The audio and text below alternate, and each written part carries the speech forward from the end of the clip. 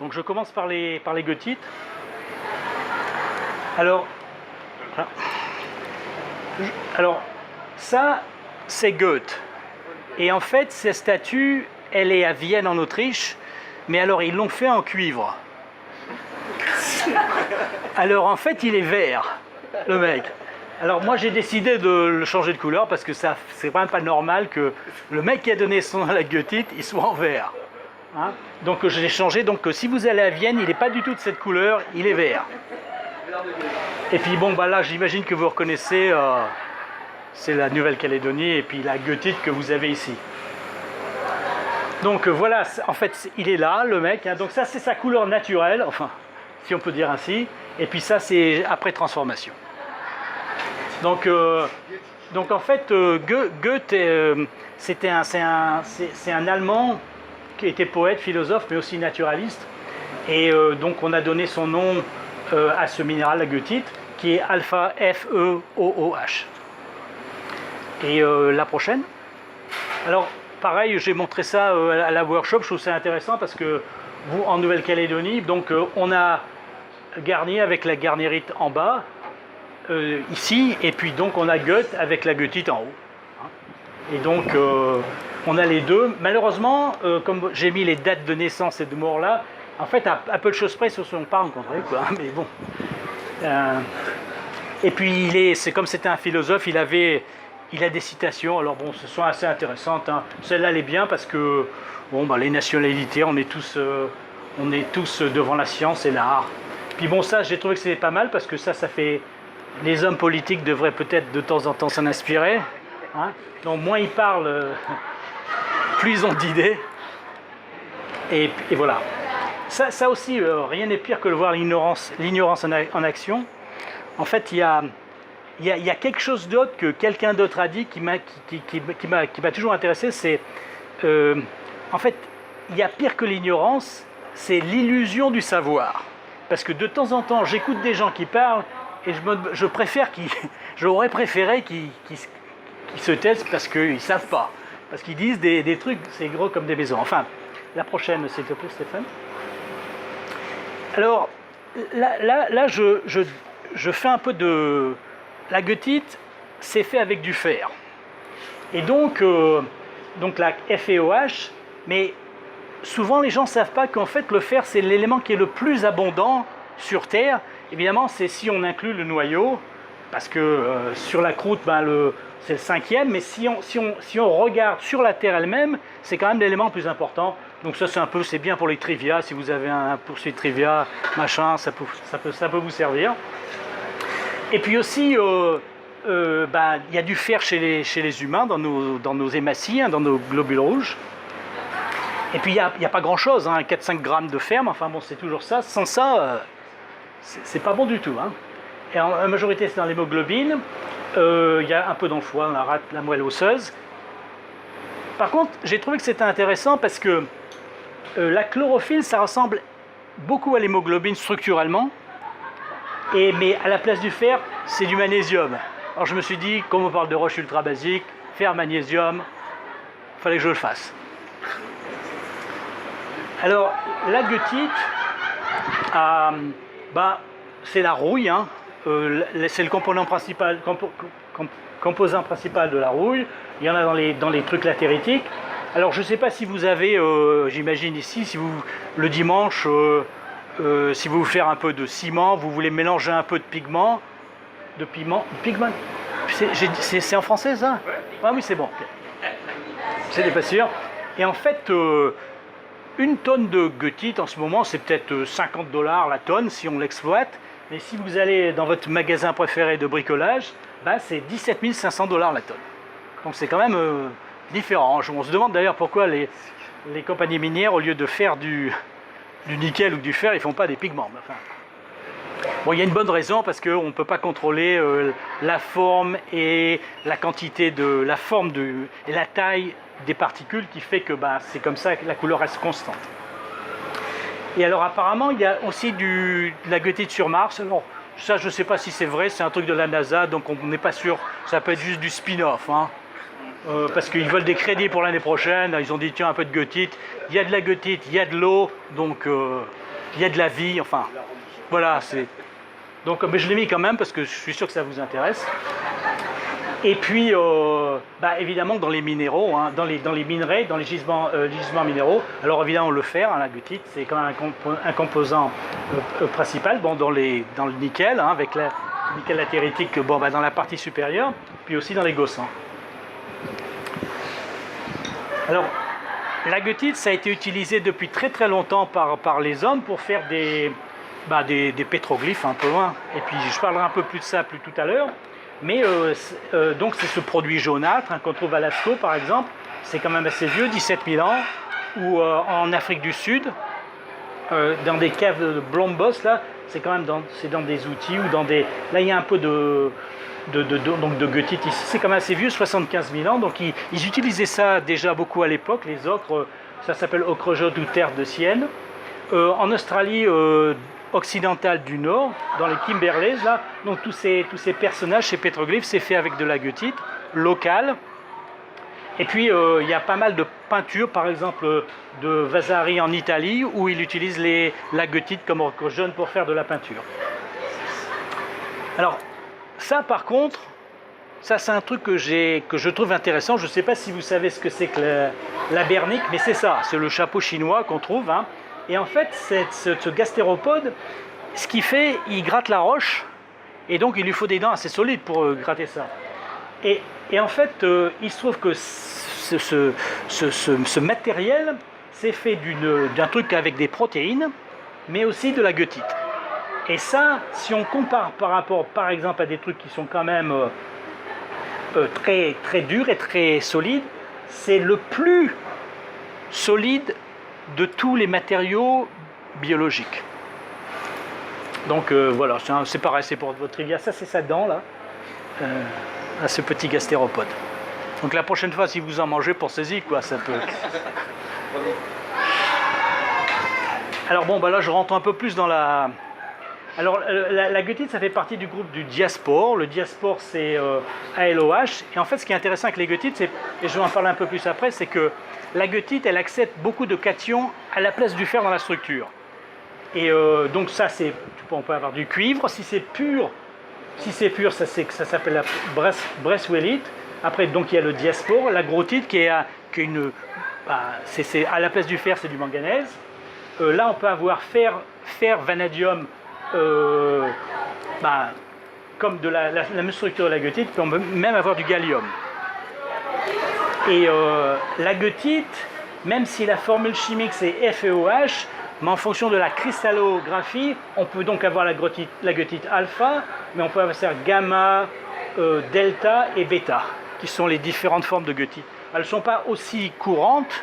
La goethite, c'est la forme la plus stable, mais bon, on peut les trouver. Hein. La lépide de crocite, on en trouve. Puis là, j'ai montré deux types de goethite. Dans les gisements de fer, c'est très important de pouvoir différencier ce qu'on appelle la ochreuse goethite, la goethite limonitique, si on peut parler comme ça, et la goethite vitreuse. Parce qu'il y en a une qui est extrêmement friable, et quand on fait du processing, avec de l'eau, ça devient vraiment de la boue, c'est un problème. Alors que celle-là, elle est dure, elle est résistante. Donc pour le processing, c'est important de connaître les deux. Et spectroscopiquement, maintenant, on peut les différencier assez facilement. Et puis aussi, il y a des paramètres de dureté, de taille des particules dans le fer, qui fait que dès qu'on a la vitreuse goethite, le produit final, les Chinois, en général les Chinois, payent beaucoup plus pour. Qu'est-ce qui fait qu'on est sur un truc vitreux, du coup, c'est quel polymorphe? C'est pardon? Non, c'est de la goethite. Hein. Après, c'est au niveau de la cristallisation, c'est au niveau de la manière dont les cristaux sont imbriqués les uns dans les autres. En fait, si tu prends la goethite vitreuse et que tu la broies, elle devient comme ça. Okay. C'est une question de taille des particules et d'imbrication des grains. Il y a, si tu veux, la couleur, c'est, je ne sais plus comment ça se dit en français, mais c'est le scattering de la lumière. Si tu as tes grains vraiment très très forts comme ça, la lumière, le scattering il est sur la surface. Si tu as des petits grains, la lumière elle passe entre tous les grains et ça te donne cette couleur différente. C'est la même chose, c'est simplement une question de texture. Alors comme je disais, on peut mettre beaucoup de choses dans les goethites, hein, du cadmium, du cérium, du cobalt, enfin hein, du nickel. Hein. Et puis... Il manque pas un scandium, c'est ça? Bon.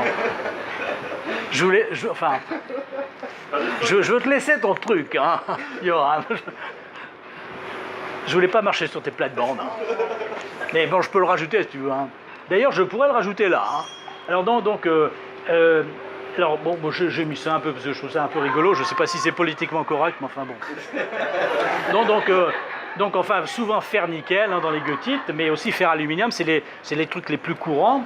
Mais après, bon, on peut mettre Yoram, on peut mettre un peu de cobalt, peut-être d'aluminium, même du scandium et du vanadium, hein. Même à 4, 5, on ne sait pas. Hein. On peut être... Alors, la manière de reconnaître si on a mis un autre cation dans la structure d'une goethite, ce qu'on va s'apercevoir, c'est que ça va changer la structure de la goethite et il va y avoir un shift en rayon X de ces, je ne sais plus comment on dit, des pics, voilà, des pics de rayon X. Et donc ça va être... ça va dépendre du cation. Si par exemple on met de l'aluminium c'est, je sais pas, je crois que c'est 0,51, alors que le fer c'est 3+, peut-être c'est 0,58 ou 57, quelque chose comme ça. Donc le fait que l'aluminium soit plus petit, ça va déformer le réseau et donc ça va impliquer un changement, un shift du pic. Mais aussi comme ça va aussi faire que les cristaux sont moins bien cristallisés et donc on va avoir le pic qui va devenir de plus en plus large. Et en fait, quand on met du nickel dans la goethite, c'est exactement ce qui se passe. Et ça, on peut utiliser ça pour dire, j'ai plus de nickel dans ma goethite ou j'ai moins de nickel dans ma goethite. Et là, bon, c'est ce que je viens de dire un peu. Alors comme vous savez tous, hein, la teneur en nickel dans les goethites, elle va varier en fonction de la localisation dans le profil latéritique. Donc on va en avoir plus à la base, enfin plus de nickel dans la goethite à la base et moins de nickel dans la goethite en haut. On a fait ça pendant le projet Nickel, le CNRT, il y a quelques années. Donc ça, c'est une photo de ça. Et puis... ce qu'on a fait avec mon collègue en Australie, on a fait des goethites synthétiques. Alors on a mis du nickel, on a mis de l'aluminium, on a mis du vanadium. Bon, je pense qu'on va mettre du scandium maintenant. Tu peux le faire hein, si tu veux. Hein, et donc comme ça nous permet de voir aussi, c'est des proxys quoi, pour savoir si on met tant de nickel dans la goethite, qu'est-ce qui va se passer, comment ça va se transformer. Mais on se rend compte aussi que quand on peut faire plus, on peut mettre plus de nickel, par exemple, on peut mettre plus de nickel dans une goethite et que la majorité des goethites naturelles ne vont pas en avoir tant que ça. On peut même, par exemple, on a mis 10% d'aluminium dans des hématites. Je crois que le maximum c'est 15%, mais ça devient compliqué. Dans les hématites très alumineuses, il n'y en a quand même pas tant que ça. Ou des goethites à 33%, ça existe, mais c'est rare, quoi. Donc, ici, je pars d'un effet positif, ça veut dire qu'on met du nickel dans la goethite, et ça c'est une bonne chose parce qu'on peut utiliser la goethite comme minerai. Alors que dans le fer, ça va être complètement l'inverse. Alors ça c'est... Donc les gisements de fer en Australie sont principalement ici. Ça c'est les all packs là, avec plein de fer. Ça j'ai pris ça à 5h du matin sur une mine. Et donc là, donc on reconnaît bien cette goethite là, bien jaune. Ça c'est des drill holes, j'ai voulu montrer que là c'est vraiment très très goethitique. Et je sais pas si... Alors ça c'est Perth. Je sais pas, certains de vous ont été à Perth, mais... Donc ça c'est la rivière, la Swan River. Ça c'est le building de BHP. Donc c'est plein d'acier, là, ils ont utilisé du fer évidemment pour ça. Et ça fait à peu près 225 mètres. Alors ce que j'ai fait ici, j'ai mis une espèce de pile de 100 millions de tonnes de fer. De manière à ce que vous rendiez compte, ça représenterait quoi si on mettait ça, par exemple ici, tu couvres entièrement Nouméa avec du fer. Et la production est de plus de 900 millions de tonnes. C'est-à-dire que par an, on pourrait avoir un truc qui soit 9 fois plus grand que ça, quoi. Donc c'est quand même gigantesque. Et dans ces productions de fer, on a à peu près entre 30 et 60% de goethite. Donc c'est quand même, on parle de, je sais pas, disons, mettons 50%, ça fait 458 millions de tonnes de goethite par an qui sont exportées d'Australie, la majorité en Chine, au Japon ou en Corée du Sud. Donc la goethite, c'est quand même un minéral, c'est important, quoi. Volume et puis aussi économiquement, parce que ça rapporte, je crois, 60 milliards de dollars par an, globalement pour le fer, mais comme la majorité quand même c'est goethitique, bon, ça fait quand même des sous, quoi. Et là, je monte un peu de pétrologie vite fait, donc ça c'est dans les... Vous savez tout ce que c'est que les Benrian Formation? Ce sont des formations sédimentaires qui se sont formées quand le taux d'oxygène dans l'atmosphère a augmenté, c'est-à-dire aux environs de... Bon, il y a eu quelques petits avant, mais aux environs de 3 milliards et quelques, 3 milliards 2, mais la majorité s'est précipitée aux environs de 2 milliards 5. Et donc ces BIF, c'est des alternances de lits d'oxyde de fer avec des lits de silicate carbonate et puis de quartz. Et ça, quand ça s'est enrichi, ça donne des gisements de fer. Et ce qui est intéressant, certains gisements de fer, ce qu'on appelle les martites goethite, Yoram il a écrit un article là-dessus, ce qu'on voit, on voit les carbonates originels, par exemple ici, qui sont entièrement remplacés par de la goethite.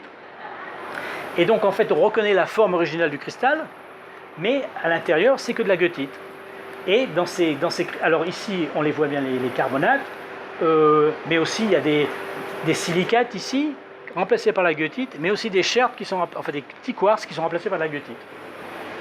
Et chacune de ces goethites a un taux d'aluminium en substitution qui est différent. Aussi, on trouve ça, donc ça c'est les gisements de fer dérivés des BIF, mais aussi on a d'autres gisements de fer qui sont ce qu'on a appelé des Channel Deposits, qui sont des gisements oolithiques, un peu comme en France il y a la minette de Lorraine, excepté au lieu d'avoir 30% de fer, là il y en a 60% ou 59%. Donc ce sont des petites zooïdes comme ça, et donc le nucléus c'est de l'hématite, mais le cortex et la matrice sont de goethite. Et donc pareil, là, on a différents taux d'aluminium dans les différentes goethites. Donc l'aluminium, la goethite, ça a une espèce d'empreinte qui permet de dire, il y a eu sans doute des formations différentes, des conditions physico-chimiques différentes. Et là, la goethite alumineuse a un effet négatif dans la mesure où, quand on en fait du fer, on veut que du fer, on ne veut pas d'aluminium dedans. Et si on a de l'aluminium, il faut augmenter la température dans le haut fourneau, ça coûte plus cher, personne n'en veut. Donc ils font du blending, je ne sais pas comment se dit en français, du mélange, quoi.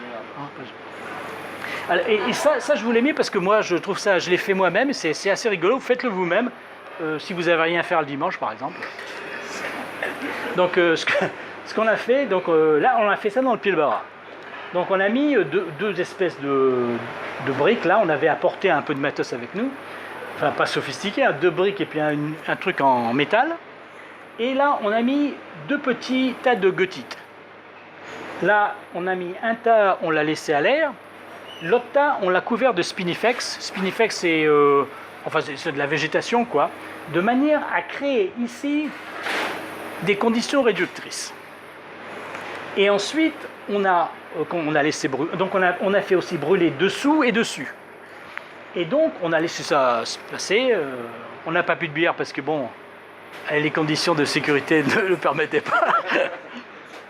Mais on a quand même du bon résultat. Donc, ça, c'est ça. Et puis, ce qu'on a là, c'est ça. Et là, quand on prend un aimant, là, c'est aimanté et là, c'est pas aimanté. Alors là, ce qu'on a fait, on a transformé notre goethite en déshydratant en hématite. Alors que là, on a transformé notre goethite non seulement en déshydratant, mais on a réduit aussi, donc on a une espèce de magnétite. Donc ça devient magnétique.